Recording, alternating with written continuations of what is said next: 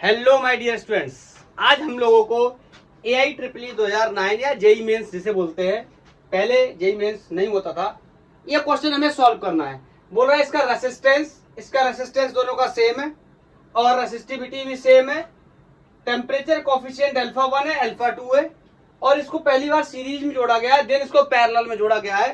तो इस कॉम्बिनेशन का, सीरीज का और पैरेलल का जो कोफिशिएंट ऑफ टेम्परेचर है वो कितना होगा, ये चार ऑप्शंस हमें दिए गए हैं। हाँ, मुझे पता है सारे लोग समझ चुके हैं। आज हम लोग बात करने वाले हैं temperature dependency of resistivity and resistance के बारे में। करंट इलेक्ट्रिसिटी का लेक्चर है, तो इस क्वेश्चन को हम सॉल्व करेंगे आगे चल के। पहले इसका कॉन्सेप्ट समझ लेते हैं कि किस तरीके से रेसिस्टिविटी पे इफेक्ट होता है टेम्परेचर का। तो आज का हेडिंग लगा लेंगे, टेम्परेचर डिपेंडेंसी ऑफ रेसिस्टिविटी। पहले से हेडिंग लगा हुआ है, आप देख लो, हेडिंग लग गया। चलो शुरू करते हैं इस टॉपिक को।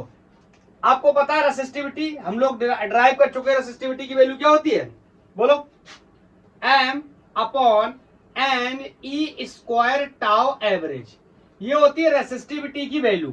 अगर आपको ये नहीं पता ये कहां से आया है, तो आप जाकर के मेरा ड्रिफ्ट वेलोसिटी का लेक्चर देख सकते हैं, आपको पता चल जाएगा। अगर आपको पता है तो इसके बारे में डिस्कस करना शुरू करते हैं। एम क्या मास ऑफ इलेक्ट्रॉन है, एन क्या है number of electron per unit volume है, ई क्या है चार्ज ऑफ इलेक्ट्रॉन है, एंड टाउ एवरेज, इसके बारे में मैं थोड़ा सा बताना चाहता हूं। इसको हम बोलते हैं, इसका नाम होता है रिलैक्सेशन टाइम। रिलैक्सेशन टाइम क्या मतलब होता है अभी बताऊंगा। रिलैक्सेशन टाइम का मतलब ये होता है, हमने डिस्कस किया था कि जब भी कोई कंडक्टर के अक्रॉस पोटेंशियल डिफरेंस लगा होगा तो इलेक्ट्रॉन्स क्या करेंगे, मोशन करेंगे। बोलो, इलेक्ट्रॉन मोशन करेंगे और इलेक्ट्रॉन का क्या होगा, किसी पॉजिटिव चार्ज आयन से, जिसे हम कर्नेल के नाम से भी जानते हैं, या इलेक्ट्रॉन के बीच में क्या होगा, कॉलिजन होगा। एक इलेक्ट्रॉन दूसरे इलेक्ट्रॉन से टकराएगा, दूसरा इलेक्ट्रॉन नेक्स्ट इलेक्ट्रॉन से टकराएगा। तो जो ये इलेक्ट्रॉन जो कॉलिजन कर रहा है ना, इस कॉलिजन में लगे हुए टाइम को ही हम टाउ के नाम से जानते हैं, या इसी को हम एवरेज रिलैक्सेशन टाइम भी बोलते हैं। तो टाउ क्या है, the time in between two successive collision. Successive collision के बीच में जो क्या लगता है, टाइम लगता है, उसे हम क्या बोलते हैं, एवरेज रिलैक्सेशन टाइम। इसके बारे में मैं क्यों बता रहा हूं, वजह है। मैंने आपको जब रेसिस्टिविटी के बारे में पढ़ाया था तो मैंने आपको एक बात बताई थी कि रेसिस्टिविटी प्रॉपर्टी ऑफ मटेरियल होता है। रेसिस्टिविटी कंडक्टर के डायमेंशंस माने लंबाई, चौड़ाई या शेप, साइज पे डिपेंड नहीं करता है। रेसिस्टिविटी डिपेंड करता है किसके ऊपर, टेम्परेचर के ऊपर। उसी बारे में मैं आपको आज बताना चाहता हूं।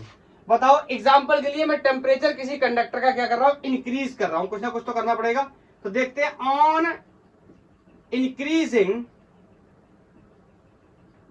Increasing temperature of a conductor क्या चीजें होंगी, धीरे धीरे करके एक एक चीज के बारे में डिस्कस करते हैं।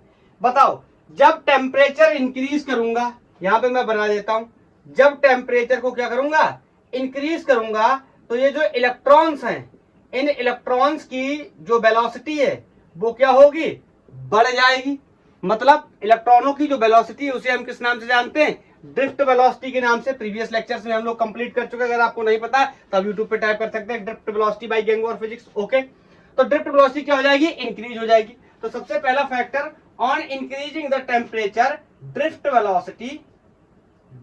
वेलोसिटी ऑफ इलेक्ट्रॉन्स क्या होगी, इंक्रीज करेगी। अच्छा, एक बात का और जवाब देना, अगर ड्रिफ्ट वेलोसिटी इंक्रीज करेगी, इसका मतलब इलेक्ट्रॉनों की स्पीड या वेलोसिटी बढ़ रही है, मतलब इलेक्ट्रॉन तेज चलना शुरू कर देंगे। तो बताओ, जब इलेक्ट्रॉन तेज चलना शुरू कर देंगे तो इनके बीच में कोलिजन भी क्या हो जाएंगे, फास्ट हो जाएंगे, फ्रिक्वेंट हो जाएंगे, बोलो ज्यादा तेज हो जाएंगे। तो मैं एक बात ये भी कह सकता हूं कि टेम्परेचर बढ़ाने पे वेलोसिटी बढ़ी, वेलोसिटी बढ़ने पे कोलिजन भी क्या हो जाएंगे, ज्यादा फ्रिक्वेंट हो जाएंगे। It means collision will be more frequently बोलो ज्यादा फ्रिक्वेंटली होंगे कौन? कॉलिजन्स। अच्छा आप मेरे को एक बात बताओ, कॉलिजन ज्यादा फ्रिक्वेंट होने का क्या मतलब है? कॉलिजन ज्यादा फ्रिक्वेंट होने का मतलब यही तो, ये जल्दी जल्दी आपस में टकराएंगे। जल्दी जल्दी आपस में टकराने का मतलब क्या मैं ये बोल सकता हूं कि इनके बीच में जो एवरेज रिलैक्सेशन टाइम था किसमें, टू सक्सेसिव कोलिजन्स के बीच में, बोलो वो घटेगा या बढ़ेगा? मुझे तो ऐसा लग रहा है कि घटेगा। बोलो क्यों घटेगा? भैया जब वेलोसिटी बढ़ेगी, इलेक्ट्रॉन्स के बीच में कोलिजन का जो फ्रीक्वेंसी है वो बढ़ेगी, इसका मतलब जल्दी जल्दी कोलिजन्स होंगे। जल्दी जल्दी कोलिजन होने का मतलब टाइम क्या लगेगा? कम लगने वाला है। इसका मतलब मैं कह सकता हूं कि जो एवरेज रिलैक्सेशन टाइम है वो क्या करने वाला है? डिक्रीज करने वाला है। जब क्या कर रहे हैं हम लोग, ये टेम्परेचर को चेंज करने पे या टेम्परेचर को बढ़ाने पे ये सब हो रहा है, घटाने पे इसका उल्टा हो जाएगा। इसका मतलब मैं कह सकता हूं the average relaxation time between electrons या बिटवीन कोलिजन्स क्या करेगा? डिक्रीज करेगा। जल्दी जल्दी कोलिजन होने लगेंगे। अब मेरे को एक बात बताना, यहां पर ध्यान से देखो। बोलो m क्या है? मास ऑफ इलेक्ट्रॉन, कांस्टेंट है। n क्या है? Number of electron per unit volume, ये भी क्या होता है? कांस्टेंट होता है। e क्या है? चार्ज ऑफ इलेक्ट्रॉन, ये भी क्या है?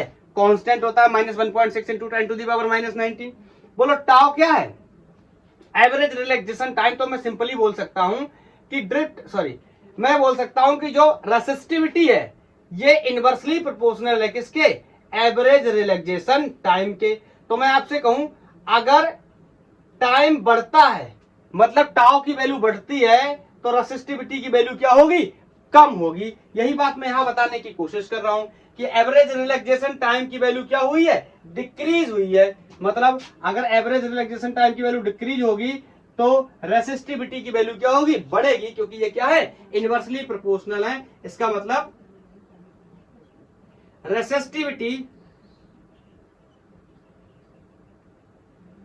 ऑफ कंडक्टर क्या होगी? इंक्रीज होगी। बोलो अच्छा एक टर्म मैंने आपको और बताया था, कंडक्टिविटी याद है आपको? कंडक्टिविटी याद है? कंडक्टिविटी मैंने बताया था रेसिप्रोकल ऑफ रेसिस्टिविटी, याद आया? प्रीवियस लेक्चर्स में हम लोग डिस्कस कर चुके हैं। रेसिस्टेंस वाले लेक्चर में अगर आपको देखना है तो आप टाइप कर सकते हैं यूट्यूब पे, resistance by the gang war physics, आपको मिल जाएगा। बोलो अगर रेसिस्टिविटी की वैल्यू क्या हो रही है? इंक्रीज हो रही है, तो कंडक्टिविटी की वैल्यू क्या करेगी? डिक्रीज। इसका मतलब मैं कह सकता हूं क्या? कंडक्टिविटी ऑफ कंडक्टर क्या करती है? डिक्रीज करती है। क्या करने पे? सारा काम एक ही काम करने पे, टेम्परेचर को बढ़ाने पे ये सारी चीजें हो रही हैं। बोलो इज दैट क्लियर? अब मेरे को ये पता करना है कि रेसिस्टिविटी कितनी रह जाती है बाद में, क्या फंक्शन होता है रेसिस्टिविटी का। उसके लिए मैं आपको सबसे पहले उसका एक्सप्रेशन बता देता हूं, फिर आगे की बातें बताऊंगा। नोट कर लिया? 1 2 3 नोटेड। ओके, तो जो रेसिस्टिविटी का फंक्शन होता है टेम्परेचर के साथ, इसका मतलब वो क्या हो गया? वेरिएबल हो गया। ये तो कंफर्म है कि टेम्परेचर चेंज होगा तो रेसिस्टिविटी क्या होने वाली है? चेंज होने वाली है। तो मैं आपको उसका जनरल एक्सप्रेशन बता देता हूं। देखो रेसिस्टिविटी किसी भी टेम्परेचर पे, एनी टेम्परेचर टी पे, over resistivity at initial temperature will be equal to 1 plus alpha delta T. ऐसे लिख सकते हैं, या चाहे तो डेल्टा टी को एक्सपोज भी कर सकते हैं, that will be 1 plus alpha T minus T not. T not को हम इनिशियल टेम्परेचर बोल देंगे, टी को हम फाइनल टेम्परेचर बोल देंगे। तो लिख देते हैं थोड़ी बातें, जैसे अल्फा टी ये क्या है? रेसिस्टिविटी है। रेसिस्टिविटी है at temperature T degree centigrade. ठीक, रोटी रोटी ये क्या हो गया? रो नॉट। रो नॉट क्या है? रेसिस्टिविटी एट इनिशियल टेम्परेचर, कोई भी वैल्यू होगी, जीरो मत बोलना, जीरो डिग्री मत बोल देना। एंड ये टी क्या है? फाइनल टेम्परेचर, कोई भी फाइनल टेम्परेचर, जैसे ये टी नॉट, ये टी क्या है? सेम। ये क्या है टी नॉट, ये टी और ये टी क्या है सेम, ये टी नॉट क्या है ऑफ कोर्स इनिशियल टेम्परेचर। बोलो इज दैट क्लियर। हाँ अब मेरे को एक इंपॉर्टेंट बात बतानी है इस अल्फा के बारे में कि ये अल्फा क्या है। तो मैं बता सकता हूं कि ये अल्फा ये क्या है कांस्टेंट है फर्स्ट ऑफ ऑल, और इसका नाम क्या होता है कोफिशिएंट ऑफ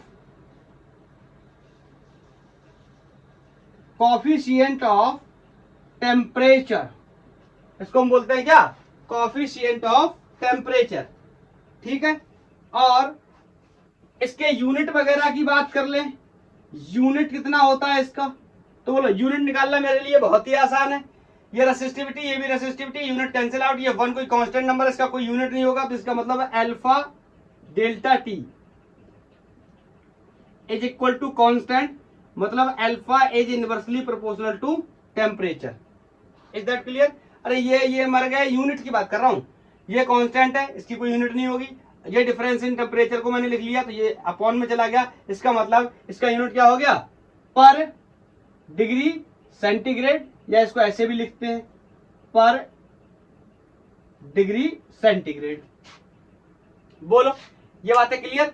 और मैं एक बात आपको और बताना चाहता हूं, वैसे तो आपको ये सब बेसिक बातें पता ही होंगी कि डेल्टा टी क्या है, चेंज इन टेम्परेचर।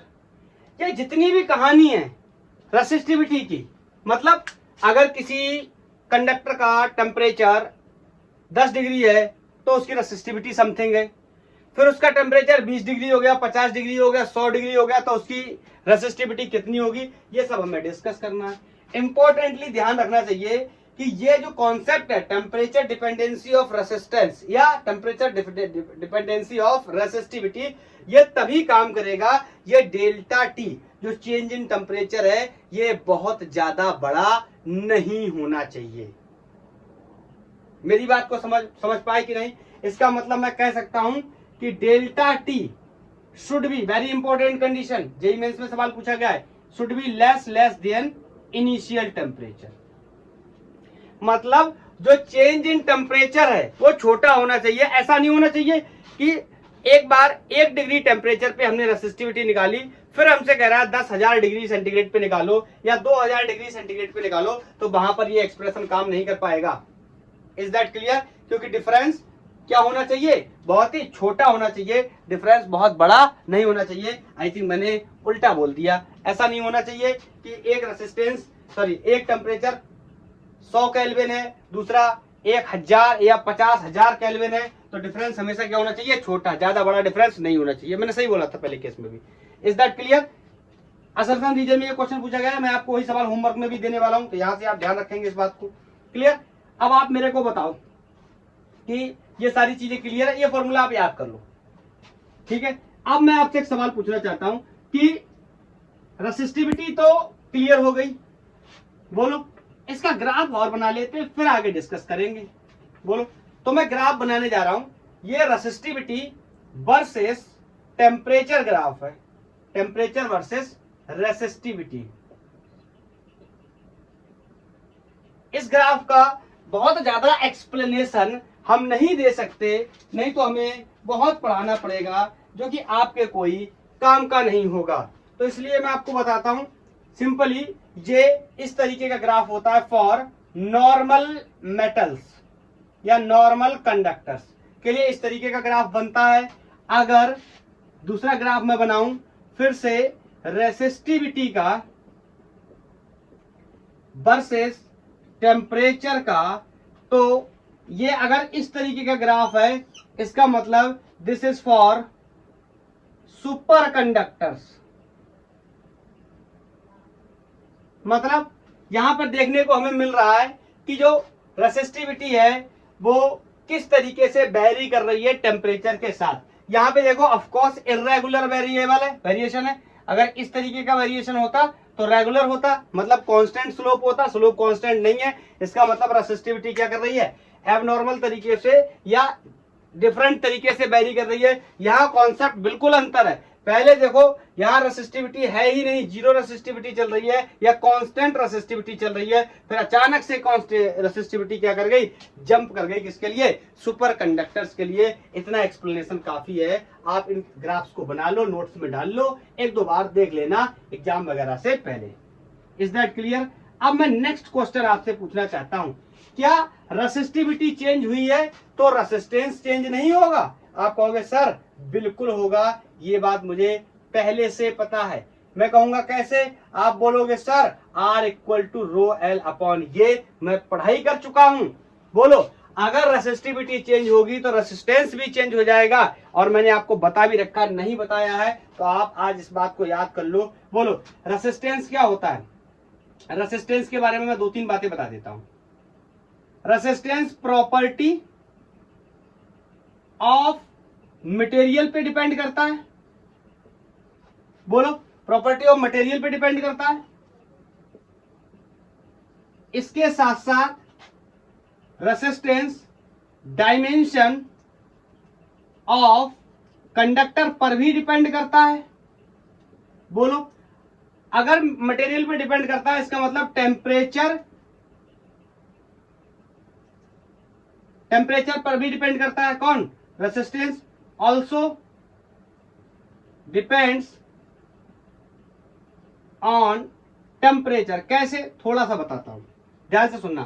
देखो, रेसिस्टेंस रेसिस्टिविटी पे डिपेंड करता है, तो रेसिस्टिविटी जिन जिन चीजों पे डिपेंड करती है ऑफ कोर्स रेसिस्टेंस तो उन पे डिपेंड करेगा ही करेगा। इसका मतलब रेसिस्टिविटी टेम्परेचर पे डिपेंड करती है तो रेसिस्टेंस भी टेम्परेचर पे डिपेंड करता है। उसके साथ साथ रेसिस्टेंस लंबाई और area of cross section of conductor पे डिपेंड करता है, तो उसको एक लाइन में मैंने बता दिया, डायमेंशंस ऑफ कंडक्टर पे डिपेंड करता है। उसको मैंने बता दिया प्रॉपर्टी ऑफ मटेरियल है, ये रो वाली बात बता दी। प्रॉपर्टी ऑफ मटेरियल का मतलब है कॉपर का रेसिस्टेंस अलग होता है, सिल्वर का अलग होता है, गोल्ड का अलग होता है। बोलो, सबका अलग अलग होता है। ये छोटी छोटी बातें बता दी मैंने।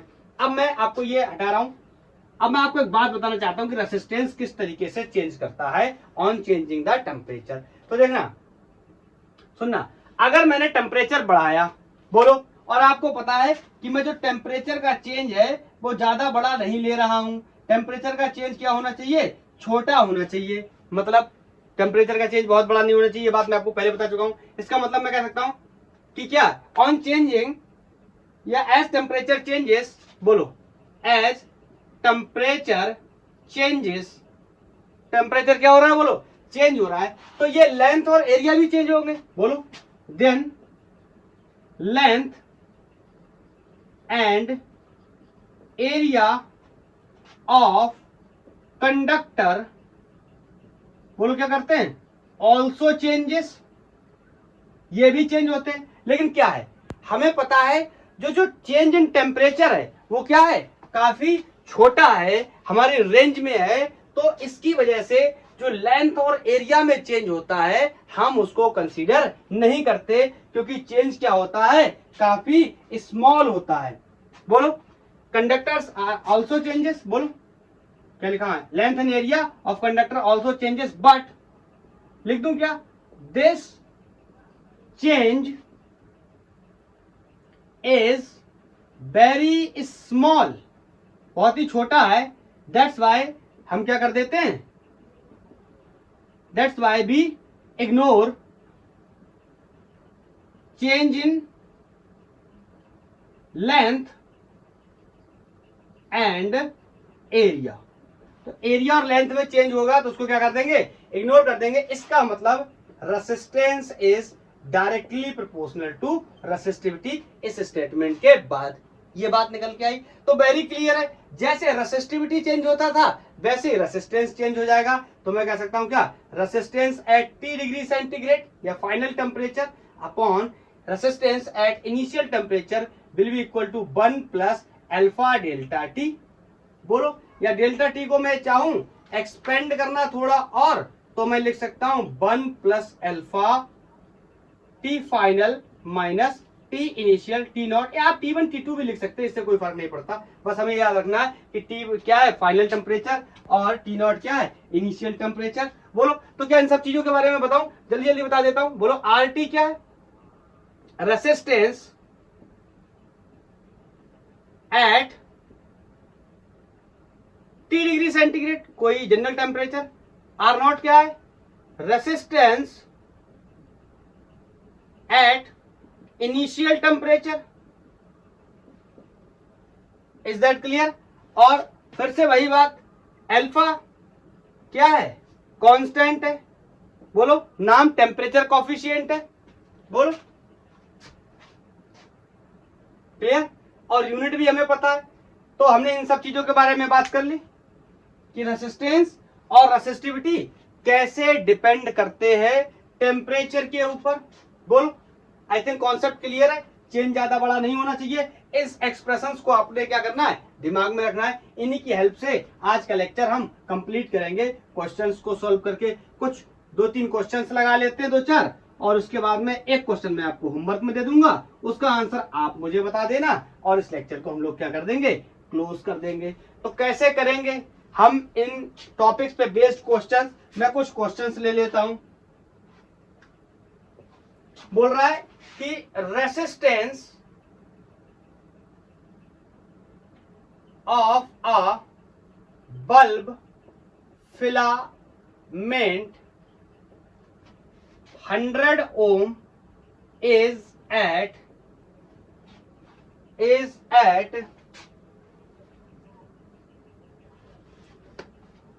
temperature 100 degree centigrade. मतलब किसी बल्ब का रेसिस्टेंस कितना है, 100 है, 100 डिग्री सेंटीग्रेड पे।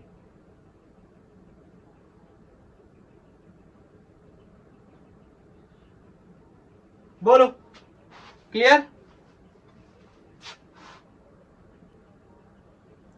आगे बोल रहा है, if temperature coefficient of conductor is 0.005 पर degree centigrade,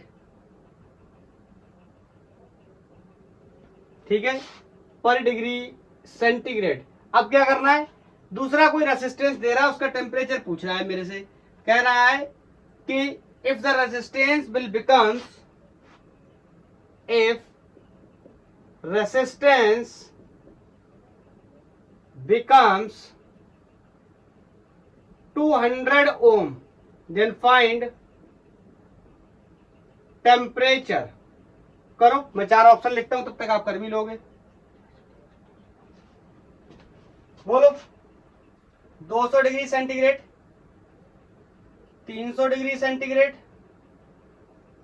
400 degree centigrade, 500 degree centigrade. बोलो, करें? कर लिया आपने? कर लिया? 1 2 3, ओके। अब चेक करते हैं। बोलो, मेरे से बोल रहा है, मैंने क्या किया, temperature at T degree centigrade, sorry, resistance at T degree centigrade over initial resistance will be equal to 1 plus alpha delta T. बोलो, चेंज इन टेम्परेचर की बात कर रहा है।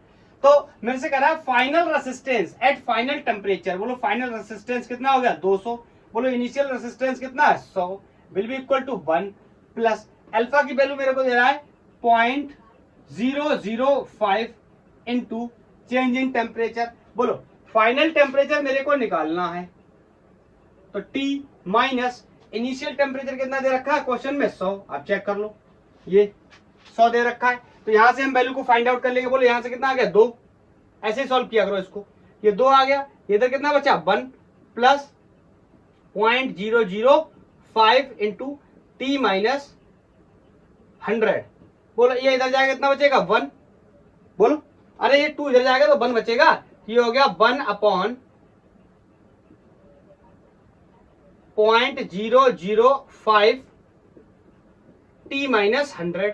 पहले इसको सॉल्व करो, उसके बाद में उसमें 100 जोड़ देना, ले जाके आंसर हो जाएगा। तो बताओ, यहां से पॉइंट हटाऊंगा तो ऊपर 1 2 3 जीरो बढ़ जाएंगे। बोलो, 5 को काटूंगा, 5 दुनाई 10, कितना हो गया, 200। 100 उधर जाके और कितना हो जाएगा, 300। तो 300 degree centigrade, option number 2। Is that clear? बोलो, कोई डाउट तो नहीं है? मेरे हिसाब से नहीं होना चाहिए। कर लो नोट।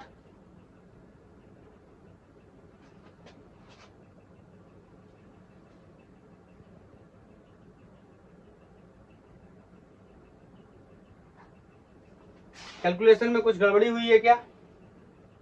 200 100 300, 5 काटा, 3 जीरो लगा दिए, 5 दूनी 10, 0 0, 200 100 300।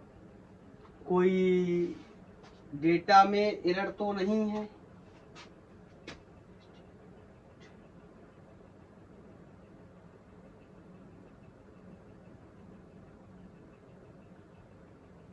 अरे कैलकुलेशन आप देख लेना अपने आप से, ठीक है। 300 की जगह 400 दे रहे हैं, पता नहीं कैसे। कैलकुलेशन तो मुझे लगता है सही की है मैंने।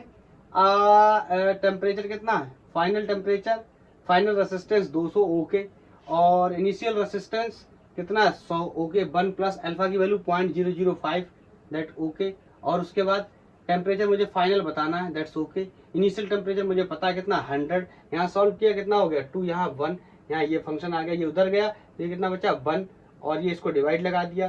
तो मेरे हिसाब से तो सही आ रहा है यार।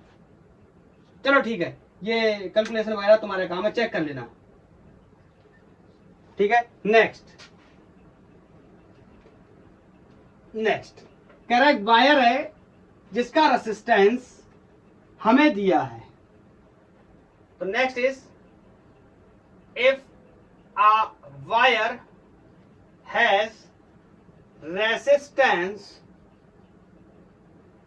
1.6 ओम एट, कोई टेम्परेचर भी दिया है, एट 25.5 डिग्री सेंटीग्रेड, ठीक है। मेरे से नेक्स्ट बोल रहा है द रेसिस्टेंस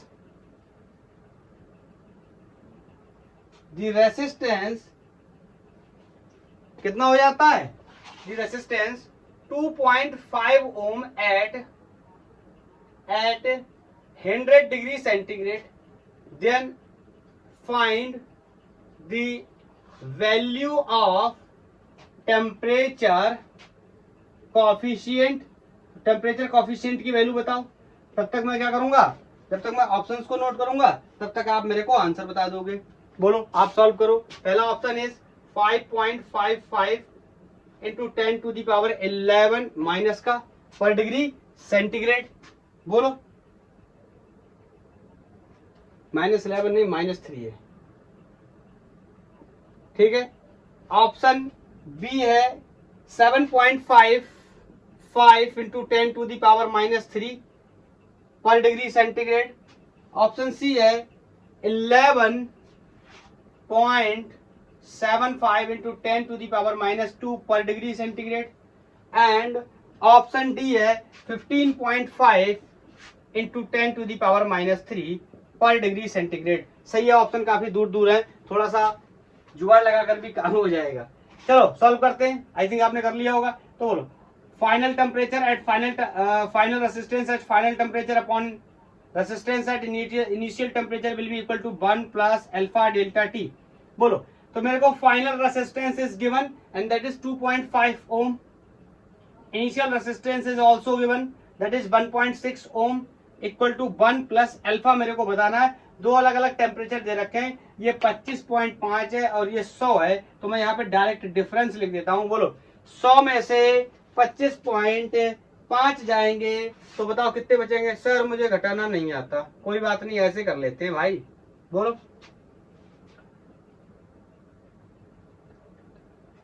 तो ये 74.5। सर आपने तो घटाया नहीं। अरे भाई घटा लो यार।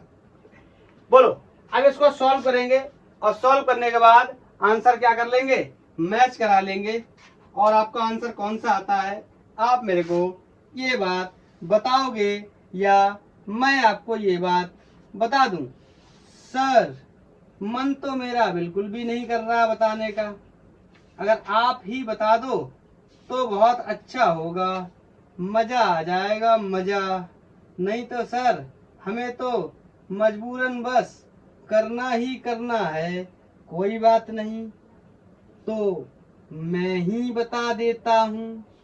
बोलो, आपने सॉल्व किया, आपका आया, मैच कराएं? बोलो 1 2 3, बोलो कराएं?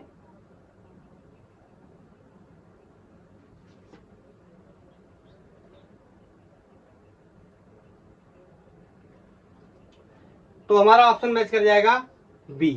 ठीक है, इसको कैलकुलेट कर लेना, अब इसको डिवाइड ये मत पूछना ये कैसे होगा। ठीक है, एक सेकेंड, तब तक मैं नेक्स्ट क्वेश्चन नोट कर देता हूं। ये वही क्वेश्चन है जिससे हमने लेक्चर की शुरुआत करी थी, IEEE 2010 वाला। हमसे कह रहा है कि एक दो रेसिस्टर है, कोई दो कंडक्टर है जिनका रेसिस्टेंस सेम है 0 डिग्री सेंटीग्रेड पे, लेकिन उनके कोफिशिएंट ऑफ टेम्परेचर डिफरेंस है, इसका α1 इसका α2 है रिस्पेक्टिवली। बोला the respective coefficient of series and parallel combination. तो मैंने बना दिया है कि इन दोनों को मैंने सीरीज में जोड़ दिया, रेसिस्टेंस दोनों का क्या कर लिए सेम, इसका टेम्परेचर कोफिशिएंट α1 इसका टेम्परेचर कोफिशिएंट α2, इसको मैंने पैरेलल में जोड़ लिया है, रेसिस्टेंस दोनों का क्या है सेम है, बोलो, और इसका टेम्परेचर कोफिशिएंट α1 इसका α2, ये पैरेलल में जुड़े हुए हैं। बोलो, मैं ये मान के चलता हूं कि अभी आपको पता होगा कि सीरीज में कैसे जोड़ते हैं, पैरेलल में कैसे जोड़ते हैं, क्योंकि क्लास 10 तो ऑलमोस्ट हम लोग क्या है पढ़कर आए ही हैं। ठीक है, तो बताओ, निकालने चला मैं इक्विवेलेंट रेजिस्टेंस, बताओ सीरीज में कैसे निकालते हैं, आर इक्विवेलेंट विल बी, बोलो क्या हो जाएगा R1 प्लस R2, यही तो करते हैं हम। सिंपली बोलो क्या करते हैं, जोड़ते हैं। तो ध्यान से देखना, मैं इस रिलेशन को मैंने ऐसे लिखा था, R/R0 will be equal to 1 plus alpha delta T, ऐसा लिखा था। तो मैं चाहूं तो इसको इधर मल्टीप्लाई भी कर सकता हूं, मतलब R final will be equal to, या R at T will be equal to R0 initial, बोलो ऐसे भी लिख सकता हूं। तो मैं यहां लिखने चला, मैंने लिखा कि R इक्विवेलेंट विल बी क्या हो जाएगा, R0 नहीं लिखूंगा, R लिख ले रहा हूं, दोनों ही केस में रेसिस्टेंस क्या है same, plus sorry bracket 1 plus α1, clear, और delta T change in temperature भी क्या होगा सेम होगा, प्लस इस वाले के लिए R1 plus alpha delta T. मैं निकाल लेता हूं सीरीज में कितनी वैल्यू आएगी, निकाल लेता हूं पैरेलल में कितनी वैल्यू आएगी, हमारा कोई एक ऑप्शन क्या कर जाएगा मैच कर जाएगा। बताओ, अब अगर मुझे इक्विवेलेंट को हटाना हो तो इसको भी तो हटाऊंगा किससे, R1 plus alpha delta T, और बोलो अल्फा क्या कर दूंगा सीरीज में। बोलो, इन दोनों रेसिस्टेंसेस को जोड़ने के बाद, दोनों रेसिस्टर्स को जोड़ने के बाद इनका कोई कोफिशिएंट हो गया होगा अल्फा, बोलो, इज दैट क्लियर, बताओ। तो इसको सॉल्व कर लेंगे आगे, बोलो। तो मैं आपसे एक बात कह सकता हूं यहाँ पे कि ये जो मैंने R लिखा है, इस R को मैं कितना लिख सकता हूँ 2R। आपको पता है रेसिस्टेंसेस को सीरीज में जोड़ूंगा कितने हो जाएंगे, R प्लस R सीरीज में डायरेक्ट जुड़ जाते तो कितना हो गया 2R, बोलो, इज दैट क्लियर। मेरे हिसाब से इसमें किसी को कोई प्रॉब्लम नहीं होनी चाहिए, बोलो। तो यहां से 2R, या R चाहूं तो सबसे एलिमिनेट भी कर सकता हूं, तो यहां कितना बचेगा 2, 1 plus delta T into alpha. अब यहां से देखो, थोड़ा सा शॉर्ट कर रहा हूं, यहां से देखो 1 दोनों से कॉमन आ जाएगा, R तो मैंने कॉमन लेके कटवा ही दिया है, ये R देखो मैंने हटा दिया है, R तो हट ही गया है, और 1 प्लस डेल्टा टी और अल्फा ये बचे हुए, या आप चाहो तो एक लाइन के लिए मैं R को लिख लेता हूं ताकि आप समझ पाओ मेरी बात को, मैं क्या बताने की कोशिश कर रहा हूं। तो यहां पर इसको मैं 1 प्लस डेल्टा टी ऐसे कर लेता हूं, और यहाँ पे α1 प्लस α2, ध्यान रखना जोड़े हुए हैं, तो यहाँ α1 रह गया, यहाँ पे कितना रह गया α2 रह गया, यहाँ पे R रख लेता हूं। अब ये R से R क्या हो जाएगा एलिमिनेट हो जाएगा, बोलो अल्फा एस मेरा यहाँ कहाँ के चला गया, तो ये हो गया डेल्टा टी अल्फा एस। आप चाहो तो अल्फा एस को यहीं रख लो और इस वैल्यू को अंदर मल्टीप्लाई कर लो, तो वहां से आप क्या कर सकते हो, बराबर साइड में कंपैरिजन करके भी निकाल सकते हो, या यहां से सिंपली आप जब इसको सॉल्व करोगे तो ये 2 कहां चला जाएगा डिवाइड में, और ये वाला फंक्शन पूरा क्या हो जाएगा एलिमिनेट, तो α1 प्लस α2 डिवाइड बाई 2। ठीक है, देखो अब मेरे से ये कंप्लेन मत करना आप कि सर इसका सोल्यूशन बताओ, ये मतलब इसको सॉल्व करके दिखाओ, थोड़ा सा आप मैथमेटिक्स को कोऑपरेट करो सॉल्व करने के लिए। ठीक है, तो ये सीरीज में पता चल गया, तो ये देखो अल्फा, इसमें 3 ऑप्शन मैच कर रहे हैं, पहला, तीसरा और दूसरा, मतलब पैरेलल के हिसाब से हमें डिसाइड करना पड़ेगा, तो पैरेलल में जोड़ लेते हैं। मैंने बहुत बार बताया है, जब दो रेसिस्टेंसेस को पैरेलल में जोड़ना हो तो ऊपर दोनों का गुणा कर दो, नीचे दोनों को ऐड कर दो, बोलो दोनों में रेसिस्टेंस की वैल्यू क्या है, सेम, इस वजह से मैंने आर ही रख ली है, R1 R2 नहीं रखी है। अब बताओ R1 R2 की वैल्यू रखूंगा या आर की वैल्यू रखूंगा, कितनी हो जाएगी, 1 प्लस अल्फा 1 डेल्टा टी। इस आर की वैल्यू, इसकी वैल्यू भी कितनी हो जाएगी, 1 plus alpha 2 delta T upon 1 plus alpha 1 delta T plus 1 plus alpha 2 delta T. बोलो, अब आर इक्विवेलेंट को हटाऊंगा। मैं आपको बहुत बार ये बात बता चुका हूं कि जब दो वैल्यूज को आप कहोगे सर आपने बहुत बार कब बताई है, बात भी सही है, ऑफलाइन क्लासेस में बता चुका हूं, आपको तो कभी नहीं बताई है। अब बोलते बोलते ये आदत हो जाती है ना, बहुत बार बता चुका हूं, चलो बता देता हूं। इन दोनों को पैरेलल में जोड़ना है तो बोलो कितना हो जाएगा, R upon R plus R, तो कितना हो जाएगा, R equivalent R square upon 2r, एक आर से आर मर गया, आर इक्विवेलेंट कितना हो गया, r/2। मैं यही बताने की कोशिश कर रहा था कि जब दो बराबर वैल्यू के रेसिस्टेंसेस को पैरेलल में जोड़ते हैं तो वैल्यू कितनी हो जाती है, हाफ। अगर आपको डिटेल में समझना है, अब थोड़ा सा वेट करिए, हम लोग आगे चल के डिस्कस करने वाले हैं। ओम्स लॉ पढ़ेंगे, फिर ओम्स लॉ के बाद इस लेक्चर के बाद ओम्स लॉ पढ़ेंगे, और ओम्स लॉ पढ़ने के बाद सीरीज एंड पैरेलल ही पढ़ेंगे, कोई प्रॉब्लमेटिक नहीं है हमारे लिए। बोलो, तो यहाँ पर इन सारी चीजों को मैंने क्या कर लिया है, लिख लिया है। हाँ, इनमें बताओ एक चीज छूटी हुई है, यहाँ पर भी मुझे क्या लिखना चाहिए था, आर, यहाँ पर भी मुझे क्या लिखना चाहिए था, आर, यहाँ पर भी मुझे क्या लिखना चाहिए था, आर, और यहाँ पर भी क्या लिखना चाहिए था, आर। कहां से, देखो यहाँ से, ये वाला आर छूट गया था, ठीक है। अब आर इक्विवेलेंट को भी अगर मैं लिखना चाहूँ तो ये तो सबने नोट कर लिया, इसको मैं थोड़ा सा हटा देता हूँ, मुझे कैलकुलेशन के लिए जरूरत पड़ रही जगह की। तो आर इक्विवेलेंट, बोलो आर इक्विवेलेंट के लिए भी तो ऐसे ही लिखूंगा, R not 1 plus alpha T, तो आर नॉट की जगह कितना हो जाएगा, r/2। Is that clear. 1 plus alpha क्या कर दूं, पहले इधर सीरीज में किया था, अब यहां मैंने किसमें कर दिया, पैरेलल में, into delta T. Is that clear. बोलो, अब क्या करेंगे, आर को कॉमन करेंगे। पहले तो आपको पता है ये आर स्क्वायर है, सॉरी ये आर है, ये आर है, तो आर स्क्वायर हो जाएगा, तो नीचे से एक आर कॉमन ले लेंगे। तो नीचे से एक आर जब कॉमन आ जाएगा तो ये आर मर जाएगा किसी एक आर से। बोलो, अब ये वाला आर इस वाले आर से मर जाएगा। अरे यार, अब ये कैलकुलेशन आप समझो, ठीक है। तो यहाँ कितना बचा, 1/2। अब आप जब इसको सॉल्व करोगे तो सॉल्व करने के बाद आपको पता चलेगा अल्फा 1 प्लस अल्फा 2 अपॉन 2, ये वैल्यू भी यही आने वाली है। सॉल्व करके आपको पता चलेगा, आप सॉल्व कर लोगे, मुझे पता है, और आप मेरे को बता भी दोगे, हाँ मेरे से सॉल्व हो गया। तो आपने चिल्ला के बताना, सर मेरा हो गया, सर मेरा नहीं होगा, ठीक है। जिनका नहीं होगा वो दोबारा से प्रयास करेंगे, जिनका हो गया अच्छी बात है। तो ये हमारा जेई मेंस 2010, या उस समय जेई नहीं होता था, तो AIEEE 2010 में ये क्वेश्चन पूछा गया था कि अगर हम इनको सीरीज या पैरेलल में जोड़ देंगे तो उनके कोफिशिएंट या इफेक्टिव कोफिशिएंट इन सीरीज और पैरेलल कितने हो जाएंगे। मैंने अभी देख लिए, दोनों ही क्या रहने वाले हैं, सेम रहने वाले हैं। बोलो, alpha 1 plus alpha 2 divide by 2। अब मैं आपसे क्या करने जा रहा हूं, मैं आपको एक क्वेश्चन देने जा रहा हूं होमवर्क में, 2 स्टेटमेंट का क्वेश्चन है। ये भी जेई मेंस या AIEEE में पूछा हुआ सवाल है। मैं नोट करता हूं फिर बताता हूं। ये रहा आपका होमवर्क क्वेश्चन। देखो, स्टेटमेंट वाला क्वेश्चन है, फर्स्ट स्टेटमेंट, सेकंड स्टेटमेंट, और आंसर क्या देना है आपने। मैं यहाँ ऑप्शन नहीं लिख रहा हूं, आपने मेरे को खुद बताना है कि स्टेटमेंट सर फर्स्ट भी करेक्ट है, सेकंड भी करेक्ट है, लेकिन करेक्ट एक्सप्लेनेशन नहीं है, या फर्स्ट एंड सेकंड दोनों करेक्ट है, एक्सप्लेनेशन भी सही है, या सर दोनों ही गलत है, दोनों सही है, आपने बताना। अब ध्यान सुनो, एक स्टेटमेंट तो आपको पहले क्लियर दिखने लगेगा। मैंने इसके बारे में आपको बताया कि ये कह रहा है, क्वेश्चन पहले स्टेटमेंट को पढ़ते हैं, कह रहा है किसी रेसिस्टेंस ऑफ, किसी वायर का रेसिस्टेंस 100 से 150 हो गया, when its temperature increases from 27 से 227, this implies that alpha equal to 2.5 into 10⁻³ इसको आप कैसे सॉल्व करेंगे। देखो, आप इसको ऐसे सॉल्व कर लो, या तो आप अल्फा की वैल्यू निकाल लो, इतनी आ जाए तो आपका काम बन जाए, या फिर आप अल्फा की वैल्यू रख लो और पता कर लो कि फाइनल रेसिस्टेंस कितना आ रहा है। इनमें से कोई एक बात सॉल्व कर लो, आपका आंसर आ जाएगा।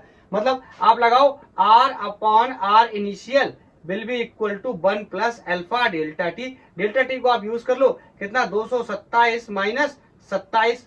बोलो, अब यहाँ पे अगर आप 150 रखना चाहते हैं, या आप R निकालना चाहते हैं, या आप R निकाल लो, आप R निकाल लो, तो इसको कितना रख लो, 100। तो अल्फा की वैल्यू कितनी ट्रीट कर लो, इतनी, या आप दोनों की वैल्यू रख के अल्फा की निकालो और आपको पता चल जाएगा कि अल्फा इतना आ रहा है या नहीं आ रहा है। अगर अल्फा इतना आ गया, इसका मतलब ये स्टेटमेंट क्या है, सही है।